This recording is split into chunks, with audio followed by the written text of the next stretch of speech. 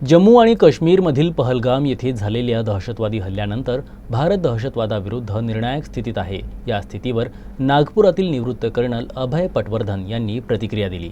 भारत पाकिस्तानशी युद्धासाठी पूर्णपणे तयार आहे, मात्र पाकिस्तानची सध्याची स्थिती भारताशी युद्ध करण्याची नसल्याचं ते म्हणाले. असं आहे की ज्या वेळेला तुम्ही काही अपराध करता त्यावेळेला तुमच्या मनामध्ये अपराधीपणाची भावना असते. पाकिस्तानने जरी किती सांगितलं तर की पहलगाम हल्ल्यामध्ये त्यांचा कुठल्याही प्रकारचा पार्ट नाही, त्यांचा कुठल्याही प्रकारचा सहभाग नाही, तरी ते धांदात खोटं आहे. कारण त्याच्यामध्ये जो आहे तो लष्कर-ए-तोयबाचा हल्ला हा झालेला होता.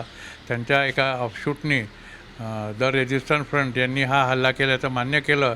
त्यामुळे पाकिस्तान याच्यातून निसटला. पण पाकिस्तानचे 2 SSG कमांडो म्हणजे स्पेशल सर्व्हिस ग्रुपचे कमांडो, त्या लोकांनी या दहशतवाद्यांना ट्रेनिंग दिलं, त्यांनी तिथली रेकी केली, त्यांनी त्या लोकांच्यावर हल्ला केला आणि त्या 4 जे दहशतवादी पहलगाममध्ये आले होते त्याच्यापैकी 2 जे होते ते SSGचे कमांडो होते.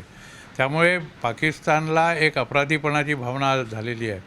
दुसरं असं आहे की लढाई करण्याकरता तुमच्यापाशी शस्त्र जरी असली तरी तुम्हाला लढाई किती दिवस चालेल याची कल्पना नसते.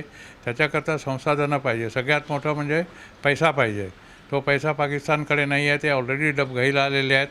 तिथे भयंकर महागाई झालेली आहे. लोकांच्या म्हणण्याप्रमाणे 500-600 रुपये किलोचा तिथे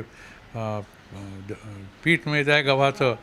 तर एवढी महागाई असताना तिथे हे लोक वॉर कसे काय करू शकतील? किंवा 8 किंवा 10 दिवस जरी वॉर झाली तरीसुद्धा एका दिवसाचे साधारण 3 ते 4 हजार कोटी रुपये लागतात. तर त्याप्रमाणे त्यांच्यापाशी पैसा नसणार, म्हणून त्यांनी सुरुवातीपासूनच ह्या धमक्या द्यायला सुरुवात केली आहे की आम्ही अण्वस्त्र वापरू, आम्ही हे करू, तुम्ही जे काही पाऊल उचलाल त्याला आम्ही पूर्णपणे सक्षमपणे तोंड देऊ. आता हे बाहेरच्या देशाच्या लोकांना आणि युनायटेड नेशन सिक्युरिटी काउन्सिलला दाखवण्याकरता आहे की आम्ही पूर्णपणे युद्धाकरता तयार आहोत.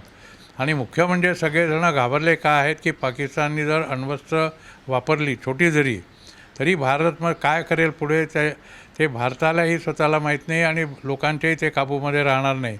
कोणी मग भारताला रोखू नाही शकणार. कारण त्यांनी जरी टॅक्टिकल न्यूक्लिअर वेपन वापरलं तरीसुद्धा साधारण 1,00,000-1.5 लाखाचा जे आपले लोक आहेत ते मरतील आणि अमृतसर किंवा पठाणकोट किंवा जालंधर किंवा जम्मू याच्यासारखं पूर्ण शहर नष्ट होऊन जाईल, जे पुढची 30 वर्ष काही त्याच्यामध्ये होऊच शकणार नाही. त्यामुळे पाकिस्तान हा कांगावा करत आहे असं माझं मत आहे.